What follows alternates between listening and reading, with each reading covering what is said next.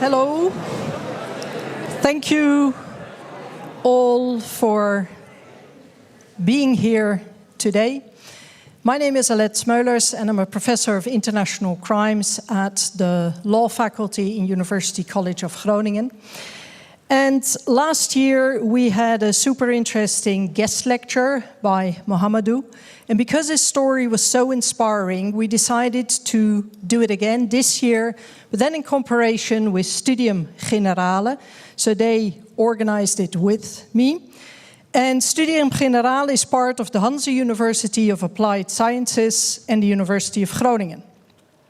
They organize innovative, multidisciplinary activities in the field of science, culture, and society. And the program contains lectures, films, debates, and more, which are all easily to be found on their website. So today we then focus on the story of Mohamedou.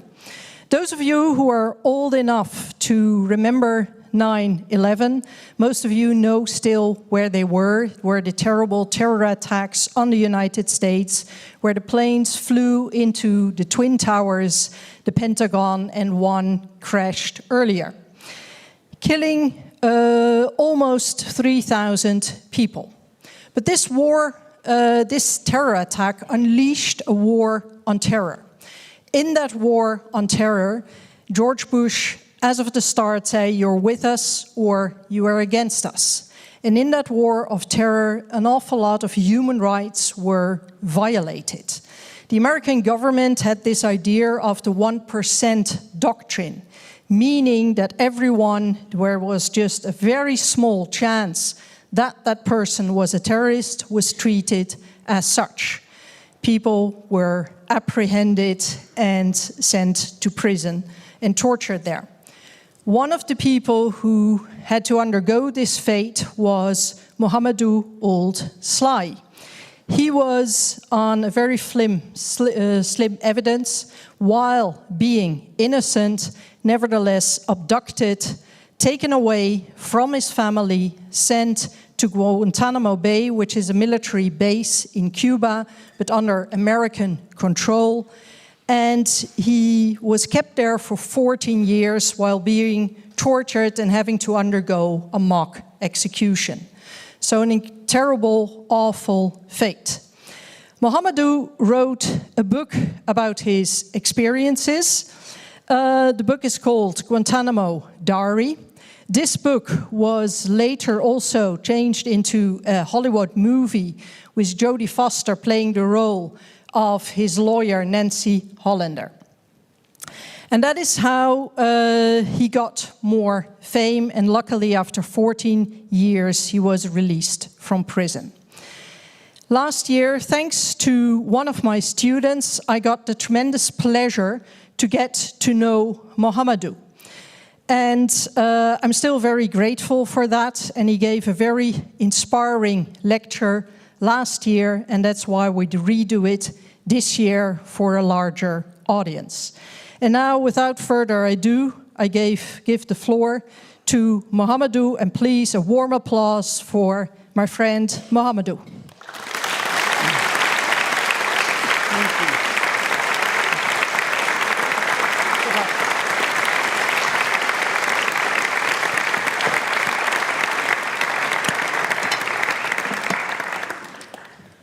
Hi, everyone.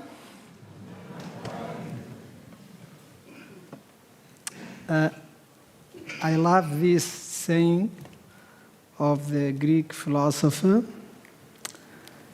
He says, smart people learn from everything and everyone.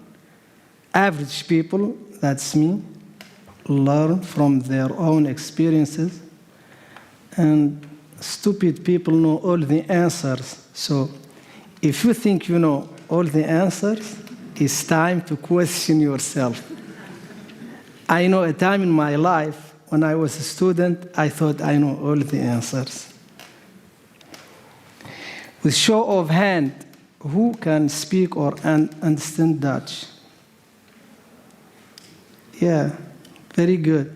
So I will start with the end. About 4 years ago, I came to this beautiful country, and so my life as a freeman is a little bit over 4 years. And I was welcomed by Mara Chaussee at Schiphol Airport. And they wanted to send me back home. But with the intervention of my lawyer, they landed me. And I came with what they call in English el desperado mentality. I really love freedom so much that I want immediately to integrate and be part of this beautiful country. It was my, I think, third time in Amsterdam, or they call it here Amsterdam or Amsterdam. You have two options. And I know why American people call it Amsterdam. I have no clue. And I remember using Google Translate, and I had one of my first sentences. It was, ik zou graag een broodje willen bestellen. I didn't know whether I wanted a brooch or not, but it really sounded so good. And I love I love to live very slowly. I don't like, even a bicycle is very quick for me. I want to just to walk. And during my walk, I kept repeating, ik zou graag een broodje willen bestellen, ik zou graag een broodje willen bestellen, ik zou graag een broodje willen bestellen. And then I saw this young man in a restaurant. I was walking from Amsterdam Center to Amsterdam Zuid. And I saw this young man, he was blond, in his 20s, and I looked at him. And I said, meneer, ik zou graag een broodje willen bestellen. He looked at me. And without losing a beat, almost in a poetic manner, he says, I don't speak Dutch. And that was my introduction to this beautiful country. Anyone been to Amsterdam? So you understand what I mean. I later learned that more than 50% of people in Amsterdam don't speak Dutch. And I'm very mean in a very good way. So when I started practicing my Dutch with Dutch people, they always responded in English. They always assumed that my mother tongue is English. And I just kept speaking broken Dutch. And when they tell me, do you prefer to speak in English? I always say, my Engels is even erg. So then they understand. I was born in a time of hardship, the years of drought in Mauritania. I was born in the city of Rosso, at the border to Senegal. Or I was born here. Actually, I went there to take a picture. That is in the middle of nowhere. My mother had 12 kids. My mother never went one time to a hospital. My aunt told me that they were moving from one place to the other as nomads, and it was during sunset that my mother started to labor. And my aunt was the maid. What's called this? The woman that take the baby? Midwife. Okay, why is it midwife? Why isn't it a full wife? Okay, so I was born here. Fast forward, now I was a kid, and by accident, I went to school because no one would give me a job because I was so weak and so small. And I vividly remember that day. It was so hot, a summer day, and I needed to go to school. But the only problem, I had no shoes. Ladies and gentlemen, I'm proud to announce that today I have shoes. I bought them on sales. It's part of my integration in the Netherlands to always buy things on sale. And I always look 60, 70%, and then I buy them. But so a small detail would never stop me from going to school. I'm obsessed with studying. Every day I was talking to Alette, and every day I look for answers. And every day I teach myself new things. It's an obsession. I cannot help it. Because if I don't understand something, I get very scared of it. So I went to school, and I would dash from shadow to the next shadow to go to school. My parents were so poor, they couldn't afford to buy me a pair of shoes. And I was so ashamed to tell the other kids. I still remember to this day the biting hot sand on the way. And everything was working well, except for this very nosy woman, our neighbor, who stopped me and she asked, "Why don't you have shoes?"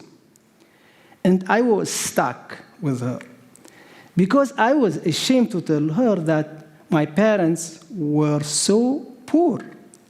And I was ashamed to tell her that my feet were burning. You know, sometimes someone tells you something, but you really don't want to listen. And you don't think about what they tell you. You think, when are they going to finish? That was my predicament. I was looking at her, and I was pretending that I was listening, but I was thinking, how can I get out of this? And then it dawned on me. I told her I would go back, and then I would get my shoes.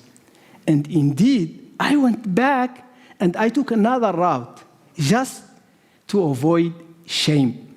And this shows you the power of shame. And I'm so free today that I barely have any shame, to be honest with you guys. And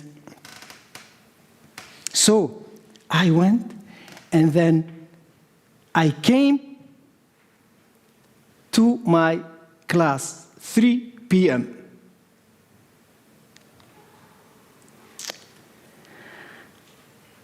I lost my father at the age of 11. My father died in the middle of nowhere with no one around, except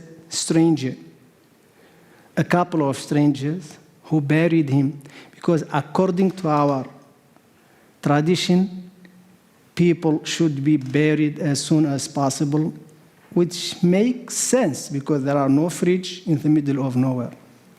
And here, my father was buried. I'm the one who made this tombstone for him. The death of my father, for me as a child, defined my life and defined the rest of my life. There is no one beside my father. But my father taught me something. Everybody is proud of their fathers. That's so cliché. But guys, I'm going to tell you why I'm so proud of my father. My father taught me the love for learning. He never went to school, but he taught me the love for learning things. And then I saw it as my mission to be the best student in school. And primary school in Mauritania is 6 years.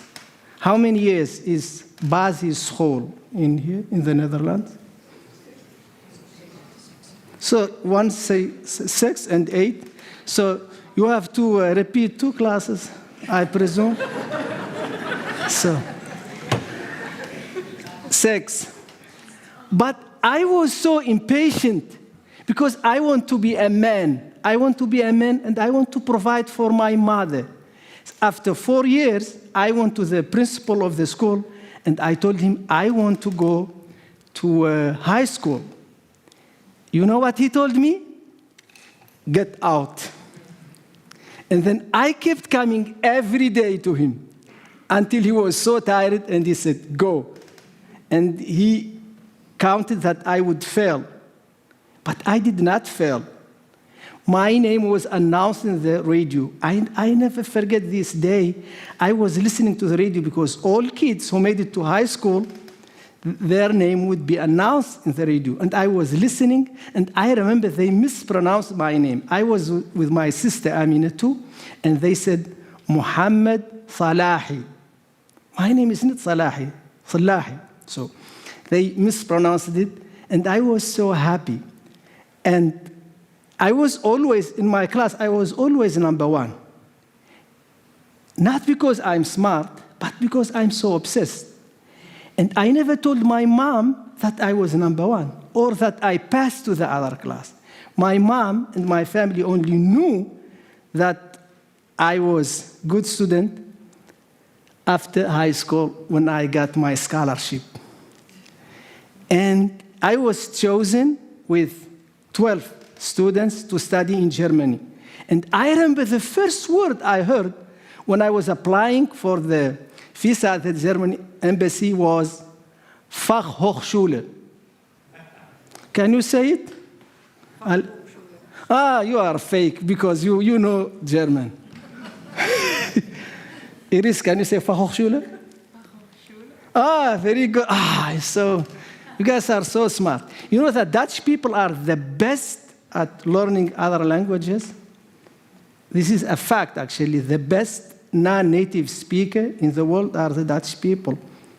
I'm very impressed. So this is the first time ever I went to a different country. I was the first in my family who ever rode in an airplane. I remember my first night in Sheraton in Frankfurt. Okay? I had jeans. You know, not those like very fancy, like, you know, those like very stretchy. No, it was like wearing a stone, you know? And then I had unmatching T-shirt. Ladies and gentlemen, it was the first time ever in my life that I slept in a room alone by myself. Because we're 12 kids, and everybody knows what everybody is doing. So, and I was so scared of being alone. There is no sound, nothing. And because I was so tired, I fell asleep. Next day, another student whose parents used to go to Paris for vacation knocked at my door and said, Mohamedou, we can eat for free. I was shocked. I went to this buffet, very big, a lot of food, all kinds of food. And I never saw so much food in my life. And I found myself in the proverbial German, die Qual der Wahl, the torture of too many choices. I didn't know what to eat. And I didn't know what is there because I saw a lot of cheese, and I hate cheese because it doesn't taste good, actually. And then now I said to myself, I need to eat something so I don't look suspicious. Because there were a lot of white people because back then there were not a lot of people like me in Europe. So, and I need to fit in. So I took an egg because I know how to eat an egg, or at least I thought I knew how to eat an egg. And then I took it, and I took tea. They didn't have proper tea, they had Lipton. And yes, ladies and gentlemen, the person who invented Lipton should be sent to Guantánamo Bay, not me. Really, really bad tea. And so I sat, I was watching everyone, think that everyone was watching me. And then I broke the egg. It was not cooked. It was like, I think it was easy. I don't know what it's called, but it was not very well cooked. So I hid it with the tissue I had.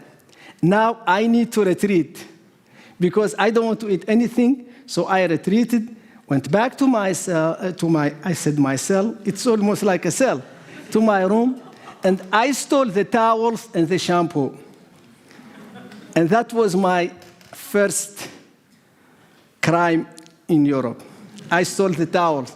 And I was so scared because I thought, what if Allah is not happy with me and I die stealing the property of Sheraton?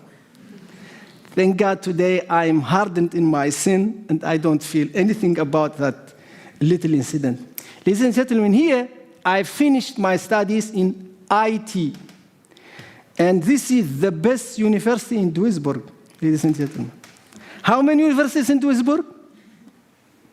One university. So I made it, guys.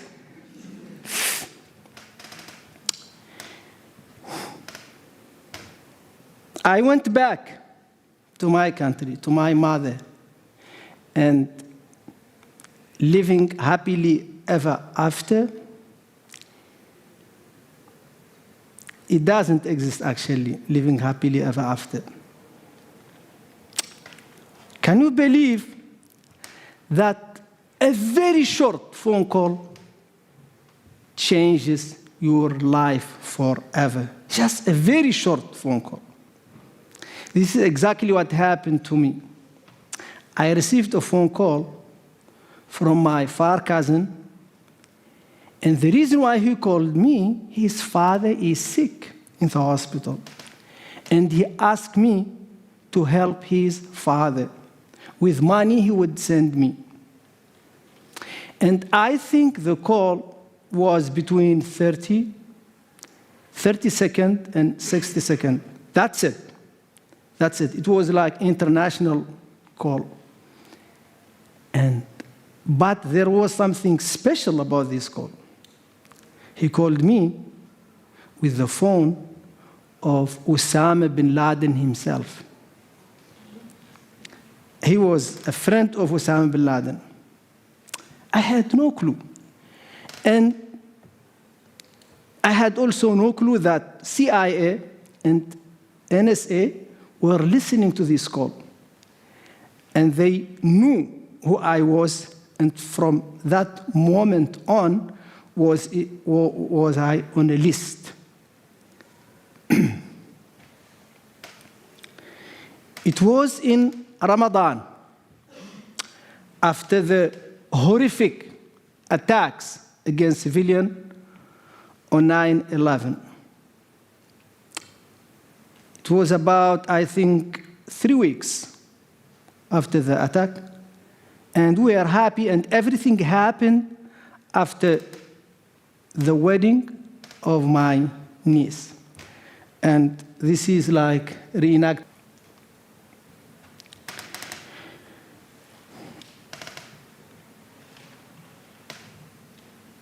I will never forget this day. So this is my picture. This is my driver license picture at that time. And it was taken at the Polytechnique de Montréal. I was pursuing higher studies at the time at the Polytechnique de Montréal. Enter my mother. My mother is a beautiful woman. And also, I am proud of my mother. And I know this is a cliche, but I have reason to be proud of my mother. When my father passed on, a lot of men came asking for the hand of my mother. And my mother asked us. And we said, yes, if that makes you happy. And she said, no, she only wants to take care of us. And I never forget the day, because for me, she was a lioness. She was never scared. But when those two police agents showed up and asked me to come with them, I saw fear in the eyes of my mother. It was about 4 p.m., and they came. They did not have an arrest warrant like you have here in the Netherlands. Nothing. They just told me to come with them. Those are the marching orders coming from the United States of America down to the Mauritanian president, and from Mauritanian president to the state security, who does not abide by any laws. Another dimension that not a lot of people in the so-called free world have access to. I was scared too, but I didn't want to show fear in front of my mother. And my mother told me, I know why they came here. I said, why? She said, because you watch TV a lot. I told you not to watch TV. And my mother is almost like prophetic. She never went to school, but she knows that informed citizens are very dangerous people. People who know their right are very dangerous. And she used to tell us not to talk about politics because the world, quote unquote, can hear. Today, we know for a fact that the world can hear. I went with those police agents. And I told my mother, I'm coming back for iftar. But I would never see my mother again. And ladies and gentlemen, the cold truth is there is a door and there is a house that you will leave and you think you would come back, but you will never come back. And I think, and I hate to be preachy, that if you really love someone today, that you should tell them that you love them, because there is no guarantee that you will come back to them. And what is etched in my memory to this day is the image of my mother in the rear view mirror. She would get smaller and smaller and smaller, and then she disappears.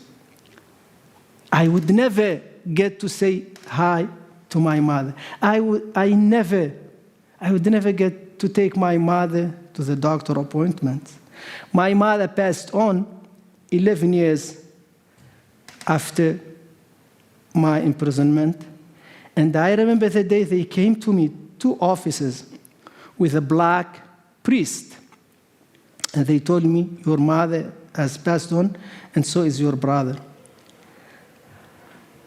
When they started saying that, I couldn't hear anything anymore. I would see the lips moving, but I couldn't hear anything. And it was like a heavy weight was put on me, and I couldn't stand up. I remember they telling me, we have also a priest to talk to, because we as Muslims in prison, we were not allowed to see an imam.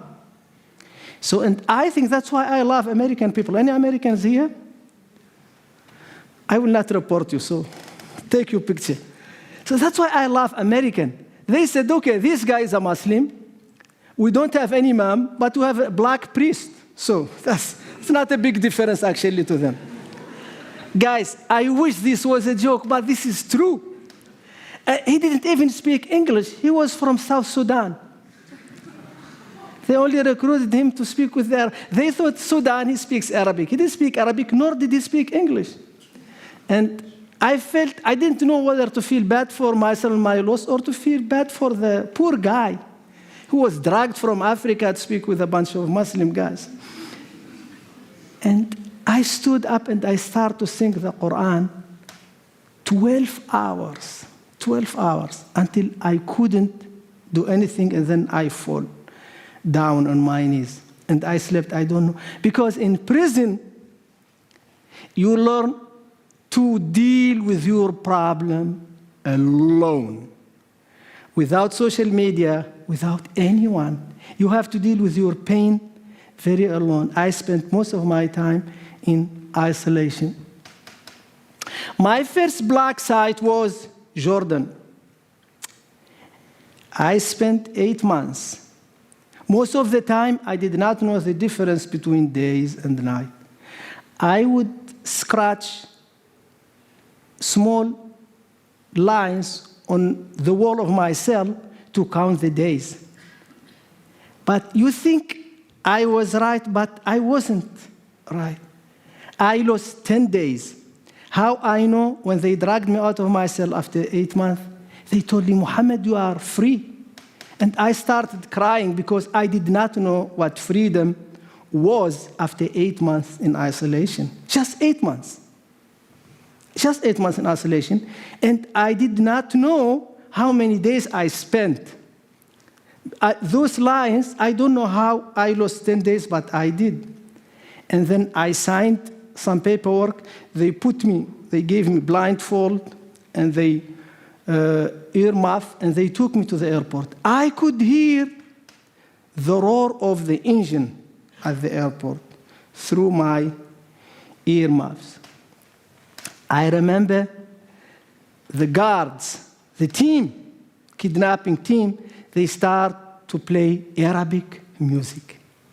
They played Arabic music. They didn't want me to hear their communication.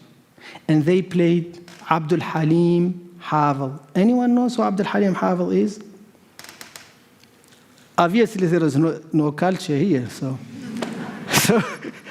Abdul Halim Havel is an icon in the Arab world. And I remember this is my childhood. They brought my childhood into my ears. تاني تاني تاني حنروح للحب تاني والنار والعذاب من تاني وتاني تاني تاني حنروح للحيرة تاني ونضيع ونجري ورا الأماني وتاني تاني تاني.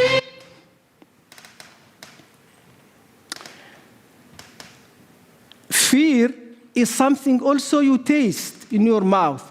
Anyone ever tasted fear in their mouth? Yes. It has a taste.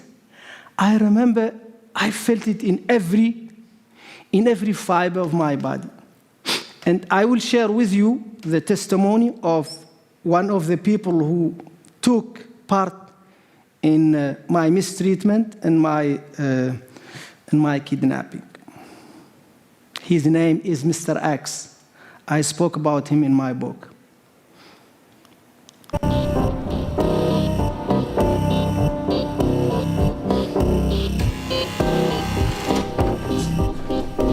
So all right, you guys got some water as well? I do, yes. All right, so if you could sit here. Okay. In that chair. I'm going to sit here. And do you mind being over there? No, not at all. Yeah, so thanks. Oh my God, I don't know if this is the best chair. Yeah, okay. He was terrified. He was absolutely terrified. He's probably this, like I said, I've been doing this a lot. I've done this in Iraq, I've done this in Afghanistan multiple times, and he's probably the person I would say was that I ever saw the most terrified in my entire career was that moment when, or those moments when we did the rendition. Yeah. What did it look like? What did what look like? The fear. I mean, how did you notice it? I mean, again, the hyperventilating, shaking, and that's what fear looks like. Was he crying or was he talking? No, he wasn't crying, actually. He wasn't crying. I think he had probably gone beyond a point where he could cry. The fear was so absolute. I think he probably did believe that he was about to be killed. I want to show you an image of a painting I did that I cannot get out of my head. He had a bloody nose, his lip was cracked and swollen and bleeding. He had a big swollen black eye, he had goggles on. And I've lived with that ugly truth for 17 years. And it's bothered me for 17 years. The new team came inside the car and they started to tear up my clothes. I'm naked, completely naked in front of strangers I never met, I never know. They put me in diapers and in an overall. All the dreams about freedom went away. And I was thinking, I'm not going back home. I'm not going back. And I was feeling so bad for my mother seeing me in American court in sweaters and in diapers. I knew after 9/11 there is no chance for people who look like me, who speak like me, and who act like me. No chance. And then it dawned on me. This is a time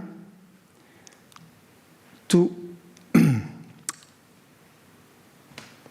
I just want to contrast what was going on in my head and what was going on in the head of the people who had so much power over me. And this is what I painted in my cell. So I was thinking about flying, I was thinking about birds. They were seeing me as bloody nose, as someone who is about to die, but I couldn't see that. I didn't have a mirror. I could only see the life inside my head. I never forget my first day in Guantánamo Bay, the scorching heat. They took us inside a very big hall, and they again stripped us naked. The first time I see those people, they were a bunch of naked guys. And you cannot look away. And this is your introduction, actually, to prison. And that I cannot forget it. I cannot unsee it. You know, those people. In this place, I spent 15 years, mostly in isolation. There is no place on this planet where I spent more time. And the irony is, I don't know this place. This is all I see is the wall and the fencing. That's all I see. I don't see anything beyond it. 15 years, I never saw the sun set or rise. Not once.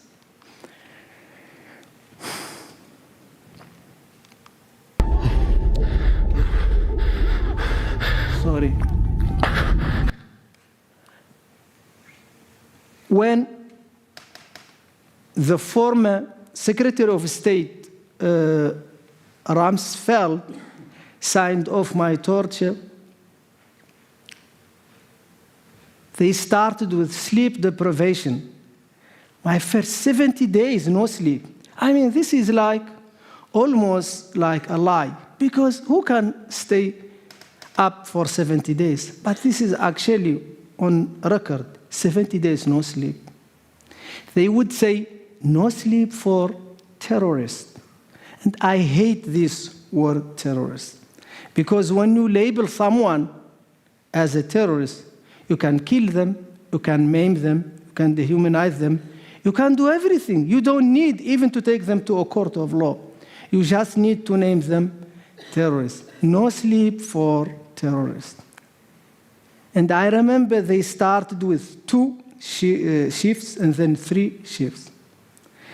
And today, I'm a survivor. I'm talking to you. But you know who did not survive? Gul Rahman did not survive. He was in this fridge, like I described in my book. And when I saw the article about him that he died in this fridge, we call it fridge because they just put us in a room that is very cold, and then they tell us we need to speak so that they take us. They put me in that room and they start to pour water on me. And I remember this Marine, he would tell me, we will not stop until you speak. I did not speak. You know why I didn't speak? I could not speak. I could not speak because I was so cold and my mouth could not move. So he could have just waited until I die, just like what happened to Rahman. And I remember Sergeant Mary telling him to stop, and she saved my life, actually. She said, stop, and then he stopped. I think she was his boss. Who did not survive was Gur Rahman, who died in that room, and also Daliwar, who was beaten to death. He was a mistaken case of mistaken identity. You can Google him. Dila Var.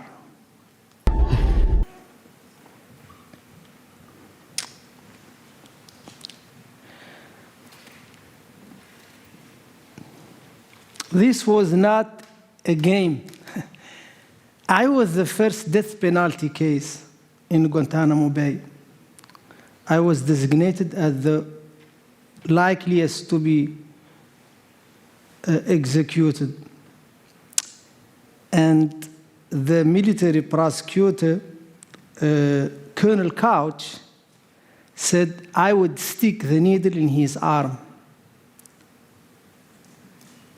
And then during those 5 minutes when they were cutting my clothes and stripped me naked, my life played like a tape in my head. And like in a matter of minutes, I saw everything. And I start to think about what I regretted in my life. I tell you, I did not regret not having money. Because whether you have $1 million or $1, when you leave, there is no difference. I did not regret being there. I made peace with the fact that this is my last days. I will die here. I did not regret meeting so many beautiful women at university who did not want me. Absolutely no regret. The only thing I regretted is not being kind enough to my mother, to my sister, to my brother, to my partner, or to the people I meet. I wished I was kinder. I wished I was more forgiving. That said, that's what mattered to me. And ladies and gentlemen, I'm a very kind person, but my family is really hard to deal with. And I don't know, they really challenge me. It's very easy to be kind too. I meet you like twice a year. It's very easy to be kind to your friend or people you work with. 8 hours kindness. I love, I embrace every day. 24-hour kindness, it's very hard for me. But we have to be kind to the people that know us the most, We don't want to be like Ellen DeGeneres. I don't want to attack her.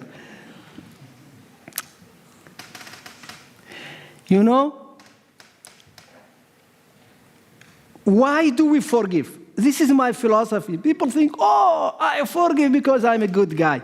No. I forgive because I need to survive. Because there is no one in this world worth damaging my well-being. Because if you hate, you damage your well-being. Not even your mother, not your father, not your partner. No one deserves to be there to damage your well-being.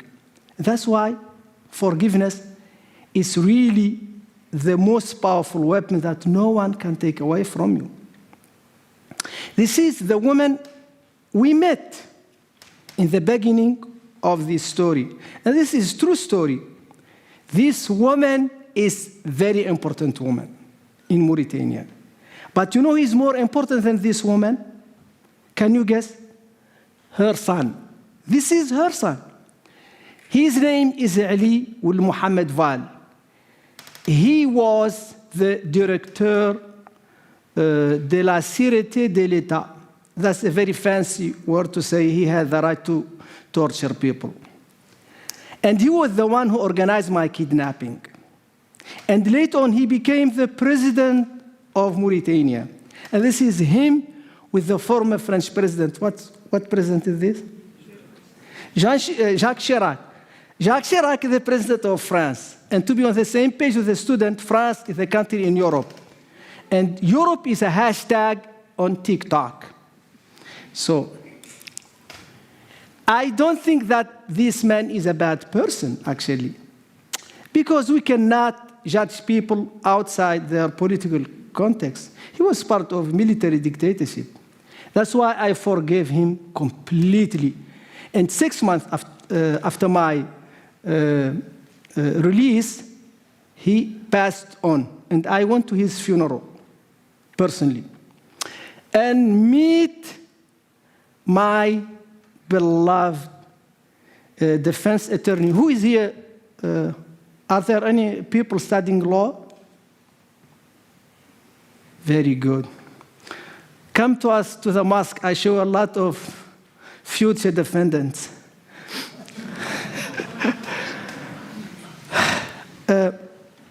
And this is, I took this picture actually, and this is the military prosecutor couch.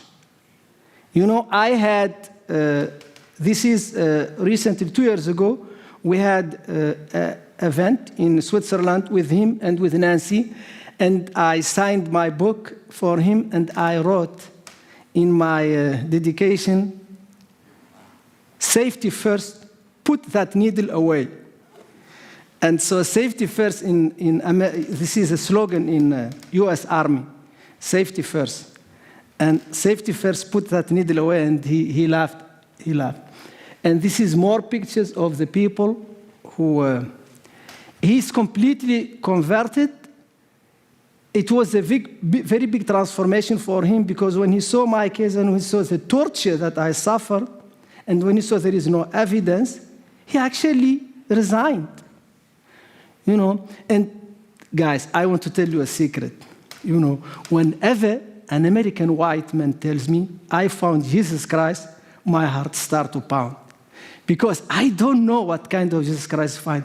Did he find the Jesus Christ that led these men to say, I'm not prosecuting, or the Jesus Christ who voted for Trump and is with war in the Middle East? I don't know. I just pray, please be the good Jesus Christ that doesn't want war in our region. This is my former guard, Steve Wood. And he is the godfather of my son, Ahmed. Because you cannot have a son named Ahmed with a godfather named Muhammad. So we have to find him, you know, something. And I found Steve Wood. This is a picture of me and Steve Wood in Amsterdam. Forgiveness is something you give, but something you receive. One of the things that really hurt me is when I was tortured, I spoke about people who were innocent under torture. One of those people, story is really tragic. Do you know this guy, Alette? This is Khalid al-Masri. And can you imagine that your name is your undoing? This guy's name was his problem. Because when they tortured a Yemeni in Guantánamo Bay by the name of Ramzi Shaibe, they tortured him. They want him to testify against me. But he didn't know me really. Actually, we met once, but he didn't know me. And under torture, he said, I know Mohamedou. And then the next question, who introduced to Mohamedou? And he said, a name. just a random, and he said, Khalid al-Masri. Actually, he didn't mean al-Masri as a name, he meant it as a country. He said, like you said, I don't know, Alette from Holland. And the CIA thought from Holland is a name. And they went and they found this man, Khalid al-Masri, who is not from Egypt. They kidnapped him, tortured him, and he is now a handicapped person. But there is no amount of torture you could visit upon someone to testify against someone who never met. He does not know me. And when I was released, I was obsessed, and I was looking him up. Actually, it's a very known case. When you look it up, he went to the European court, and he won. I found him. You know where I found him? Can you guess? I found him in Austria. And I went to Graz to meet him. And this is our picture in Graz. And he was one of the kindest people. And to me, is a mystery, a human mystery, that we always, when we go through pain and suffering, we become better people. You know, they have a saying in Dutch, oefening baart kunst. But what I say is, pijn baart kunst. Yes, I'm going to respect time, don't worry. Finally free, yes, yes, I'm free.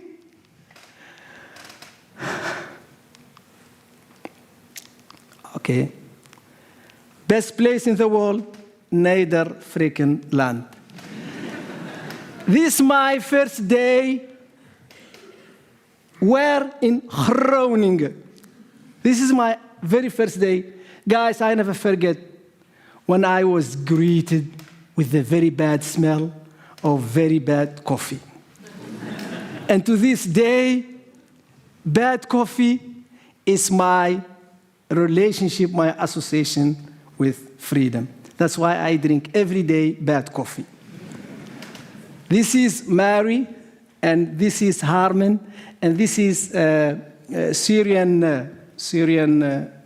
refugees that I met, who are very beautiful people. Maybe you know them. Everybody here is from Groningen. And this is my very first apartment in Oosterhaven. It's very close from me, and I'm in love with this city. Really. The first night, I couldn't sleep all night because I didn't believe I'm a free person. How can I explain freedom to someone who never lost their freedom? And I remember I went to my computer and started opening a banking account. I filled in all the what they call forms. And then the last question was, what is your phone number? I did not have a phone number. No problem. I went to Google and I went to register my phone. I filled everything. The last question was, what is your rekening number, which is your account number. I didn't have account number. Because this is not normal for a very old person to start his life. What saved my life is gratitude. And ladies and gentlemen, I practice gratitude every single day. This is my niece, Janine. And every day, I take my phone and I send myself a message for the things that I'm grateful for. I did this in prison. The first day when I started this practice, I did not know what to write. But today, I cannot stop writing. Today, I will write, thanks to you, Alette, that I met so many beautiful people and I was allowed to share my story with you. And the last thing, this is a collage I made for you to watch. Yalla.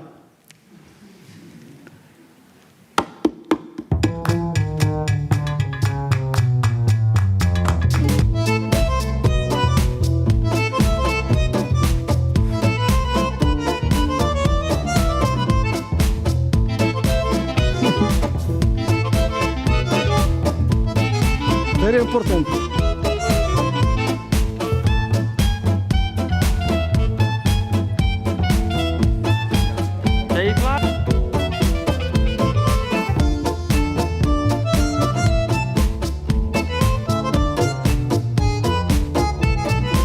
me too.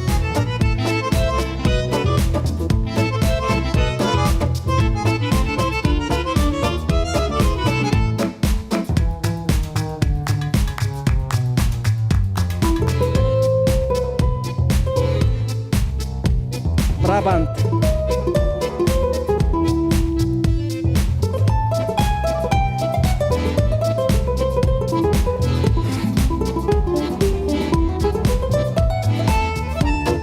Sell out.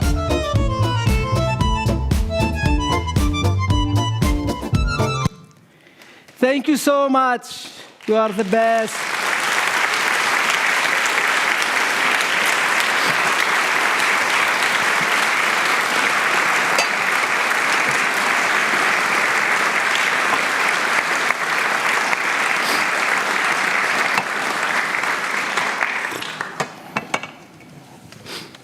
Thank you so much for sharing this very inspiring story, Mohamedou. It's quite impressive how, despite everything you went through, can be the way you are, so optimistic, kind, positive, forgiving. How do you manage to be that? Because so many people would be filled with hatred after everything you went through.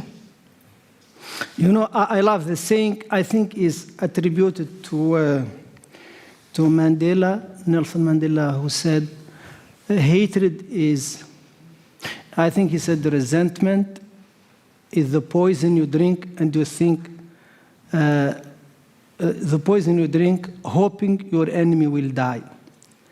I cannot think of any more poisonous thing that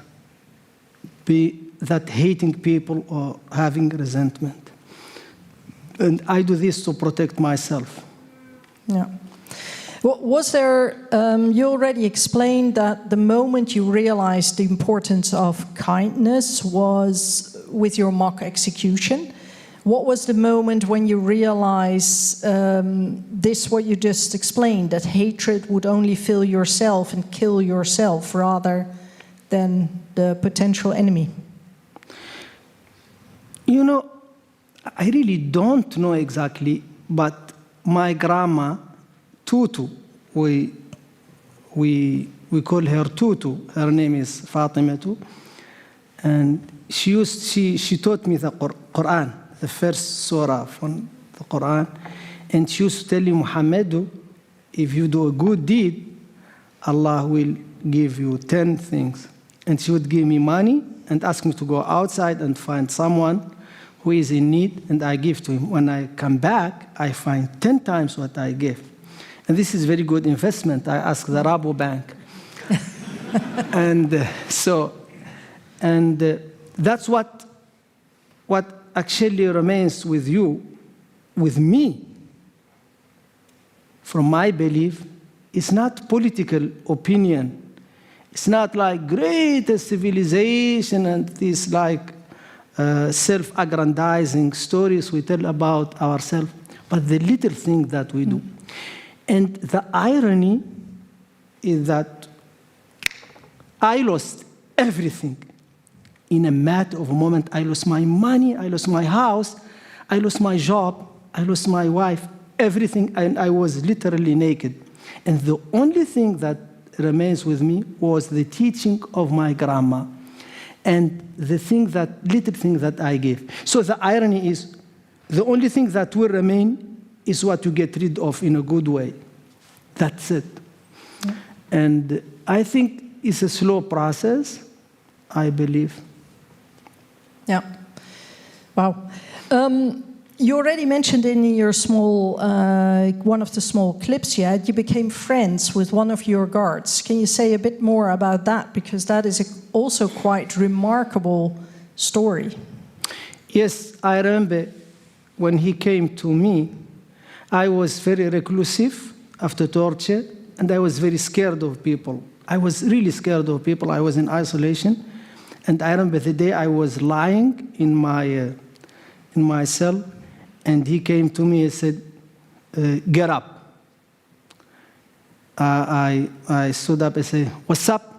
I say, nothing. Say, do you like to drink a cup of coffee? And I said, yes.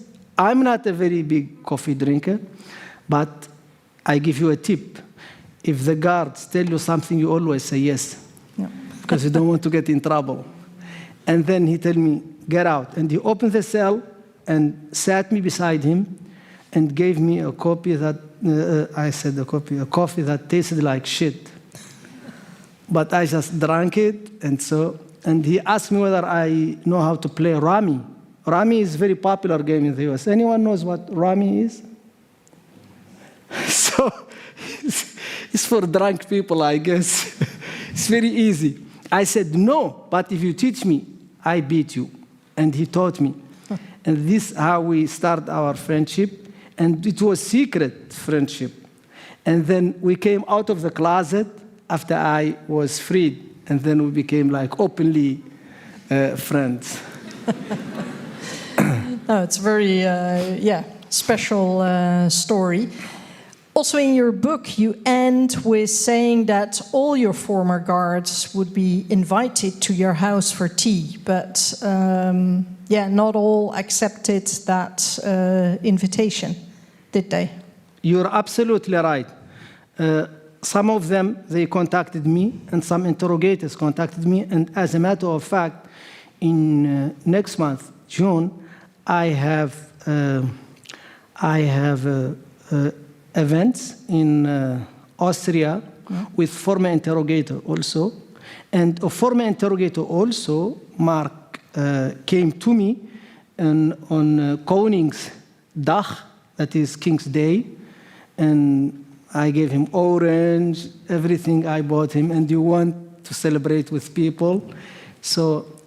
But some of them told me, we don't need your forgiveness.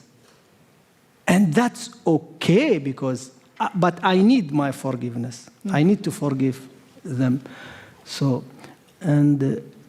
One of my interrogators, CIA contractor, she said she is so frustrated that I wasn't executed. And she said it actually on documentary. And in the documentary, they made me confront her. And I was laughing the whole time. Because, ironically, she was in pain, and I wasn't in pain. Because she was so frustrated that I could talk, I could go outside, and so. And she told me, I need to ask you a question. I said, go ahead. She asked me a question. I said, I'm not going to answer you. And then I went. And then the journalist came, Mohamedou, you need to prove to her that you're innocent. I said, today, I don't need to prove anything. I want her to get frustrated because she used to force me to answer her. And that was very bad side of me, you know. If you look at the situation in the world right now, a lot of people are worried. How do you see it? What's going on right now? And from your experience, what would be the way forward to a better world? You mean political situation and so? Yeah.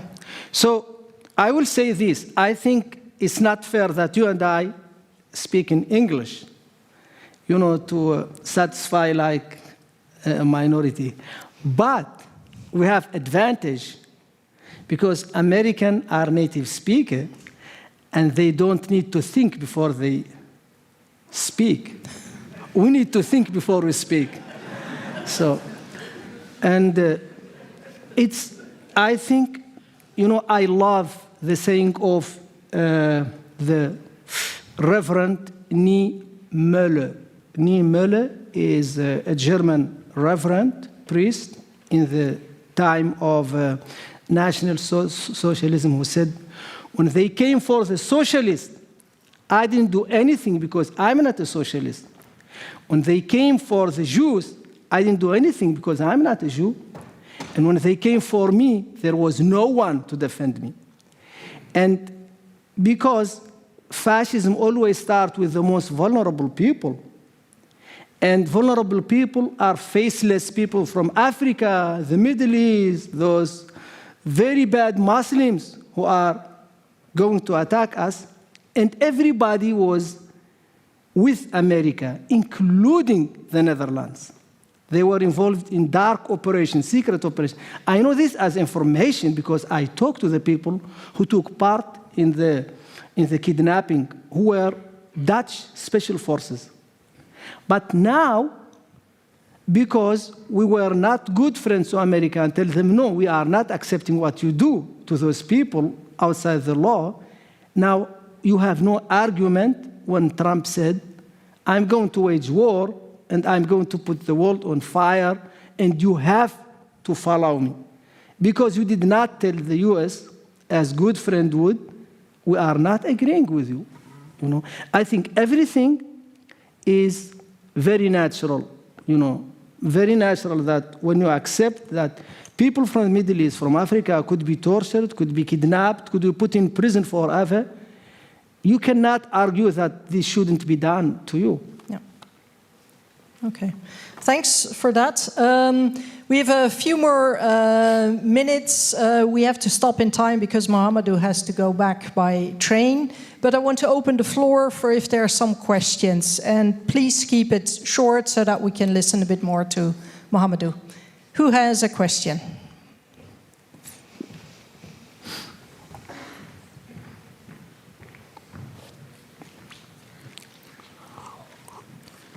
Thank you.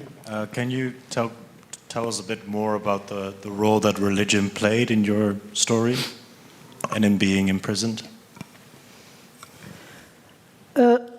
I mean, religion is faith, is part of my upbringing. I went to Quran school and I volunteered as imam 11 years when I was very young, 17.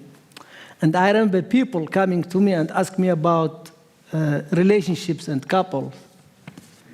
They would tell me that they have a problem in their couple, but I was never with a woman because they think the imam knows everything. So, and I think the little thing that we learn in Islam, like forgiveness, kindness to everyone, and like the verse that said, وَمَا أَرْسَلْنَاكَ إِلَّا رَحْمَةً لِلْعَالَمِينَ, you are here as a mercy to the whole universe, not to Muslims, not to Jews, not to everybody. That really helped me not to be able to hate anyone. And I'm not going to be preachy here because you could use religion to any end you want, and there is no one to tell you that's not what it says. Thank you. Another question?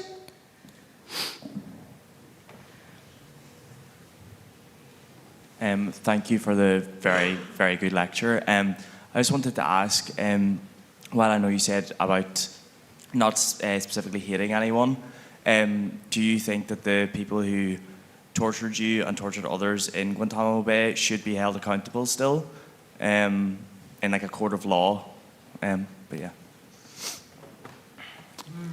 Yes, I do think that. I forgave them, but it's up to the society to make sure that those people cannot harm other people. You know, have you heard of the Hague Invasion Act? Do you know what that means? The Hague Invasion Act. No, sorry. The Hague Invasion Act is an American law that says that everybody can be held accountable except Americans. If we arrest American war criminal in the Netherlands, America has the right to invade the Netherlands to save war criminals because they are Americans. That's a law. That's not like a conspiracy. Okay, thank you for your answer. Any other questions?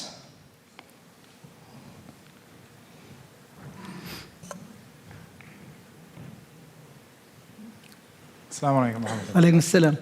I had a question about, especially now, how do you deal or do you encounter feelings of frustration with what's happening in the world, and how do you combat those feelings of frustration or helplessness in this time? So, number one, I'm not a control freak. I don't control the universe. I don't control the world. I don't even control like my little brothers and sisters. So I have no good answer. I'm looking for a good answer. And I want to look good, actually, but I don't.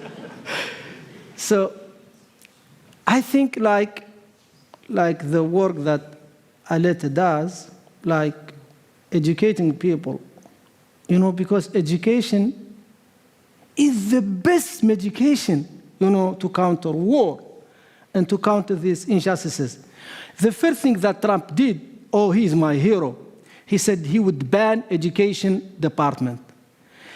Because people who are educated would not vote for fascism, And if you attack education, people who want war and who want to hurt other people will win. So education and education. I believe in education. Shukran. Jazakallah. Shukran, Habibi. Where are you from? Your background? Palestinian.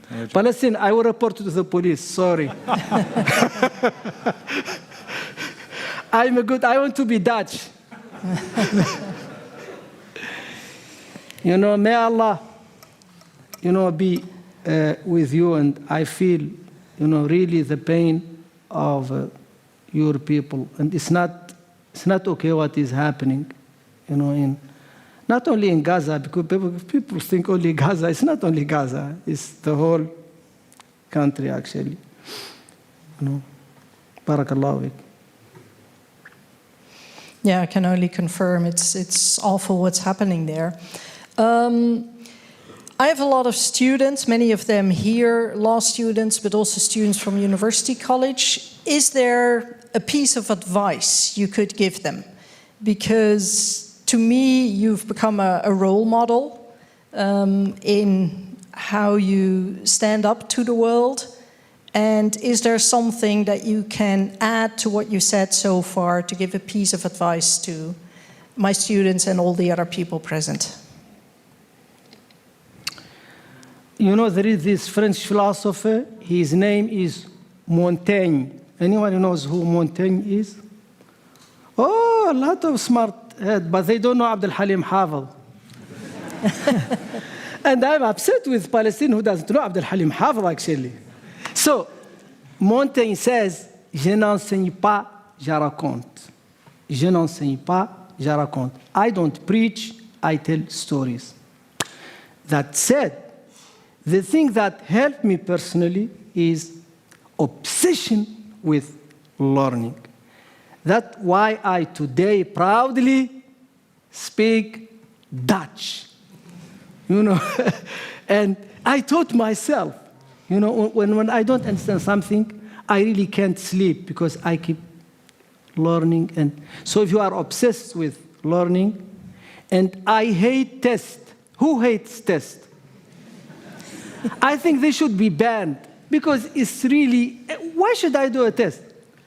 I want to learn something. I don't want to be, and the thing that I'm very good at, the thing that I did without doing any test. So when I take a book, I take a Dutch book to learn. I hate exercise. I go from the exercise. I'm not a child. I just want to learn, So I would ban all the tests. I know this is not politically correct with you because since you bought a ram is torturing people with tests. But I like the comment on learning, so I fully agree with that. Dear Mohamedou, you gave a very inspiring talk, and the students from last year kept approaching me how inspiring it is.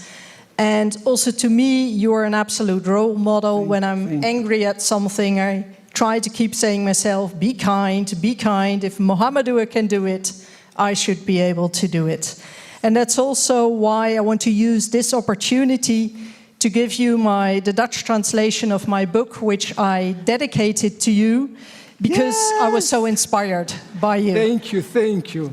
And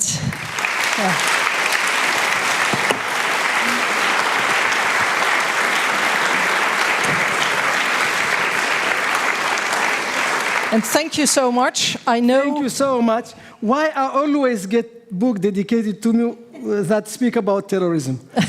Why I'm sorry. I just want a novel for a change. Thank you so much. Yeah, Thank you're you. welcome. Thanks so much for the talk. Unfortunately, Mohamedou has to run to the station to catch the 9:18 train. But there are books for sale for those interested, and I want to thank again, give a warm applause to Mohamedou.